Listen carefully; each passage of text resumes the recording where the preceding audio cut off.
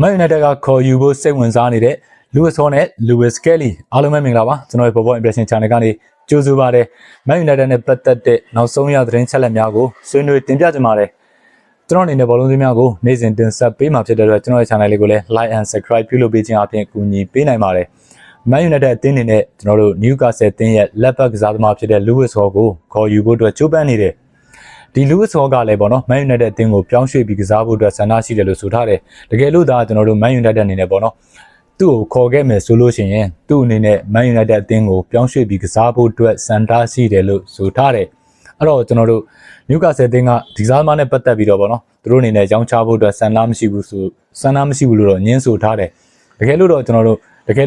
တို့မဖြစ်မနေရောင်းချရမယ်ဆိုလို့ရှိရင်လေဒီစားသမားကိုပေါင်တန်း60နဲ့အထက်တန်း80ဝန်းကျင်ရမှဒီစားသမားကိုရောင်းချနိုင်မယ်လို့ဆိုထားတယ်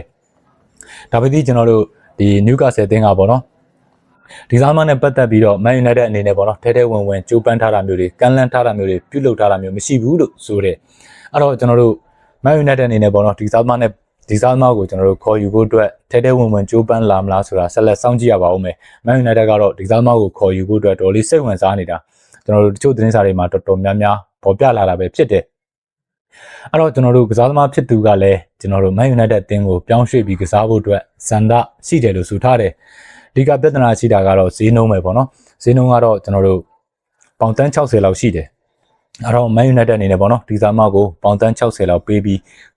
ခေါ်ယူဖို့အတွက်ပေါ့နော်ထဲဝင်ကြိုးပမ်းလာမလားဆိုတာဆက်လက်စောင့်ကြည့်ရပါဦးမယ်နောက်ပြီးကျွန်တော်တို့ Man United က Arsenal အသင်းရဲ့ကွင်းလယ်ကစားသမားလည်းဖြစ်တဲ့လက်ဘက်ကစားသမားလည်းဖြစ်တဲ့ Lewis Kelly ကိုခေါ်ယူဖို့အတွက်စိတ်ဝင်စားနေတယ်ဆိုပြီးသတင်းတွေတက်နေတယ်ပေါ့နော်ဒီသတင်းကကျွန်တော်တို့ပြီးခဲ့တဲ့စနေနေ့လောက်ကတည်းကတက်တာဒါပေမဲ့ကျွန်တော်တို့အဲ့လောက်ထိဘယ်လိုပြောပြမလဲဒီမဟုတ်သေးဘူးပေါ့နော်အခုကျွန်တော်တို့ဒီတနင်္ဂနွေနေ့ရယ်ပေါ့နော်မနေ့ညရယ်ပေါ့နော်နည်းနည်းလေးပေါ့နော်ခက်စိတ်တက်လာတယ်အဲ့တော့ကျွန်တော်တို့ Man United အနေနဲ့ပေါ့နော် Arsenal အသင်းရဲ့ကွင်းလယ်ကစားသမားလည်းဖြစ်တဲ့လက်ဘက်ကစားသမားလည်းဖြစ်တဲ့ကျွန်တော်တို့ Lewis Kelly ကိုခေါ်ယူဖို့အတွက်စိတ်ဝင်စားနေတယ်ဆိုပြီးသတင်းတွေတက်ထားတယ်အဲ့တော့ကျွန်တော်တို့ Man United အသင်းအနေနဲ့ပေါ့နော်ကျွန်တော်တို့ကွင်းလယ်ကစားသမားခေါ်ယူဖို့အတွက်လည်းကြံရှိနေသေးတယ်နောက်ပြီးတော့လက်ဘက်ကစားသမားကိုခေါ်ယူဖို့အတွက်လည်းကြံရှိနေသေးတယ်အဲ့တော့ကျွန်တော်တို့လက်ဘက်ရောကွင်းလယ်ရော position နှစ်ခုစလုံးကိုကျွန်တော်တို့ကစားနိုင်တယ်ပေါ့နော် Arsenal အသင်းရဲ့ကျွန်တော်တို့လက်ဘက်ကစားသမားလည်းဖြစ်တဲ့ကွင်းလယ်ကစားသမားလည်းဖြစ်တဲ့ Lewis Kelly ကိုခေါ်ယူဖို့အတွက်မျက်စိကျလာတယ်ဒီစားသမားလေးကဗျာကျွန်တော်တို့ပြီးခဲ့တဲ့ရာသီကုန်ကန်နီးလောက်မှာပေါ့နော်ဒီစားသမားလေးကကွင်းလယ်ကိုတက်ပြီးဆော့တာဒါပေမဲ့ကျွန်တော်တို့ဟိုးရှေ့မှာလည်းဆော့ခဲ့ဘူးပါတယ်ဒါပေမဲ့တိတ်မတိတာဘူးပေါ့နော်ဒီပြီးခဲ့တဲ့ကျွန်တော်တို့ရာသီကုန်ကန်နီးလောက်မှာကဒီစားသမားလေးကကွင်းလယ်ကိုတက်ဆော့တော့တော်တော်လေးကိုကျွန်တော်တို့ performance ပြထားတာအဲ့တော့ကျွန်တော်တို့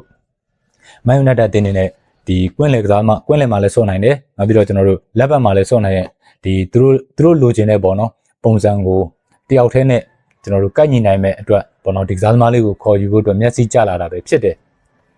အဲ့တော့ကျွန်တော်တို့ Arsenal တင်းနေနဲ့ကျွန်တော်တို့ဒီကစားသမားလေးကိုကျွန်တော်တို့ပြီးခဲ့တဲ့ရာသီလောက်တုန်းကဆိုလို့ရှိရင်တော့ကျွန်တော်တို့ရောင်းချဖို့အတွက်စဉ်းစားနိုင်တယ်အခုရာသီမှာတော့ Arsenal တင်းနေနဲ့ပေါ့နော်အခု transfer window မှာတော့ Arsenal တင်းနေတဲ့ဒီကစားသမားကိုရောင်းချဖို့အတွက်ကျွန်တော်ထင်ပြောရရင်ဆန္ဒမရှိတော့ဘူးပေါ့နော်ဒီစားသမားကကျွန်တော်တို့ကွင်းလယ်မှာပြီးခဲ့တဲ့ရာသီက performance တွေပြထားတာဆိုတော့လေအဲ့တော့ကျွန်တော်တို့ Man United ကတော့ဒီစားသမားကိုခေါ်ယူဖို့အတွက်စိတ်ဝင်စားနေတာဒီစားသမားကဗျာကျွန်တော်တို့လက်ဘက်မှာကစားတော့ကတိတ်ပြီးတော့ဟိုရင်အဆင်မပြေဘူးပေါ့နော်ကောင်းတယ်ဗျာအရန်ကြီးဘယ်လိုပြောပြမလဲဒီ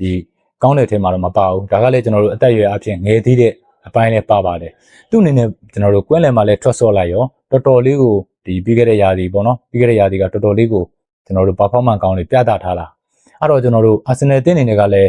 ခုနပြောသလိုပဲပေါ့နော်ဒီစားသမားကိုရောင်းချဖို့အတွက်ကျွန်တော်ထင်တာတော့ဆန္ဒမရှိတော့ဘူးဗျာတကယ်လို့ကျွန်တော်တို့ Arsenal တင်းနေနဲ့ဒီစားသမားကိုရောင်းချမယ်ဆိုလို့ရှိရင်လည်းဗျာဒီပေါင်တန်း60ဝန်းကျင်လောက်တော့ပေးရနိုင်တယ်ပေါ့နော်ဒီစားသမားနဲ့ပတ်သက်ပြီးတော့ပေါ့နော်ဒါတောင်ပေါင်တန်း60ဆိုတာက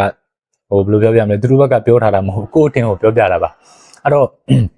ဒီစားသမားကိုကျွန်တော်တို့ Arsenal တင်းကတော့ရောင်းချဖို့တော့စီစဉ်မရှိတော့ဘူးလို့ထင်တာပဲပေါ့နော်အဲ့တော့ Man United ကတော့ဒီ Lewis Kelly နဲ့ Lewis Hall ကိုခေါ်ယူဖို့အတွက်စိတ်ဝင်စားနေတယ်နောက်ပြီးကျွန်တော်တို့ Man United အနေနဲ့ပေါ့နော်တချို့သတင်းစာတွေမှာဖော်ပြထားတာကဒီ Manu Kone ရယ်နောက်ပြီးတော့ကျွန်တော်တို့ Chouamandi ရယ်ကိုခေါ်ယူဖို့အတွက်သူတို့အနေနဲ့စောင့်ဆိုင်းနေတယ်လို့ဆိုတယ် Manu Kone ကတော့ဗျာစောင့်ဆိုင်းစီရတော့မလိုပါဘူးသူတို့ခေါ်ခြင်းတခါတည်းခေါ်လို့ရတယ်ဗျာဘာကြောင့်လဲဆိုတော့ဒီကစားသမားကကျွန်တော်တို့ဘယ်လိုပြောပြမလဲ Man United တတ်မှတ်ထားတယ်ပေါ့နော်ဈေးနှုန်းတရက်နဲ့နည်းနည်းဘယ်လိုပြောပြမလဲ range ကွာနေတယ်ပေါ့နော် Man United ကဒီကစားသမားနဲ့ပတ်သက်ပြီးတော့ကျွန်တော်တို့ပေါင်တန်း40 45တန်းအဲ့ဝန်းကျင်လောက်ပဲခံမှန်းထားတာဒါပေမဲ့ဒီကစားသမားကကျွန်တော်တို့တန်း90အထက်ဖြစ်နေတော့ Man United အနေနဲ့ပေါ့နော်နည်းနည်းလေးဘယ်လိုပြောပြမလဲဒီ Chouamandi ကိုလည်းဆောင်ရင်ဒီ transfer window ကလည်းကြန့်ရှိနေသေးတာဆိုတော့သူတို့အနေနဲ့ဘယ်လိုပြောပြမလဲ adjust လုပ်နေတာလည်းဖြစ်ကောင်းဖြစ်နိုင်ပါတယ်အဲ့တော့ဒါကတော့ကျွန်တော်တို့ Man United နဲ့ပတ်သက်ပြီးတော့နောက်ဆုံးရထားတဲ့သတင်းချက်လက်တွေအကုန်ပဲဖြစ်ပါတယ်ညီကိုတို့ရောဘယ်လိုမြင်ကြလဲ Man United အနေနဲ့ကျွန်တော်တို့ဒီ Lewis Hall နဲ့ Lewis Kelly ကိုခေါ်ယူဖို့အတွက်အခုရက်ပိုင်းမှာကျွန်တော်တို့သတင်းတွေခက်စိတ်စိတ်တက်လာတယ်အဲ့တော့တကယ်ပဲခေါ်ယူဖို့ကြိုးပမ်းသွားမလားဆိုတာဆက်လက်ဆောင်ကြည့်ရပါဦးမယ်ညီကိုတို့ရဲ့အမြင်ကိုလည်းအောက်က comment မှာဝင်ရောက်ဆွေးနွေးနိုင်ပါတယ်ကြည့်ရှုနားဆင်ပေးကြတဲ့ညီကိုတယောက်ချင်းစီတိုင်းကိုအထူးကျေးဇူးတင်ပါတယ်